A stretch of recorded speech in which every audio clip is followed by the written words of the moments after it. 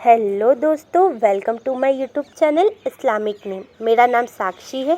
दोस्तों, हम हमारे चैनल पे आपके नाम से रिलेटेड जानकारी देते हैं, जैसे आपके नाम का मतलब, आपका lucky number, lucky date, lucky day, lucky colour, lucky stone, lucky metals. उससे पहले सब्सक्राइब बटन दबाकर चैनल को सब्सक्राइब करें और वीडियो को लाइक करें। तो आज इस वीडियो में हम बात करने वाले हैं अरीशा नाम के बारे में। अरीशा नाम लड़कियों के लिए इस्तेमाल किया जाता है। अरीशा नाम एक हिंदू नाम है और हिंदी जुबान से लिया गया है। अरीशा नाम का मतलब होता है हाईनेस, मतलब महारानी। बात करें इनके लकी नंबर की, तो इनका लकी नंबर है 1, मतलब एक नंबर अरीशा नाम के लोगों की ज़िंदगी में बहुत ही लकी साबित हो सकता है। बात करें इनके लकी दिन की, तो इनका लकी दिन है ट्यूसडे एंड थर्सडे, मतलब मंगलवार और गुरुवार। बात करें इनके लकी कलर की, तो इनका लकी कलर है रेड एंड वॉयलेट, मतलब लाल और बैंगनी। बात करें इनके लकी स्टोन की, तो इनका लकी स्टोन है रूबी।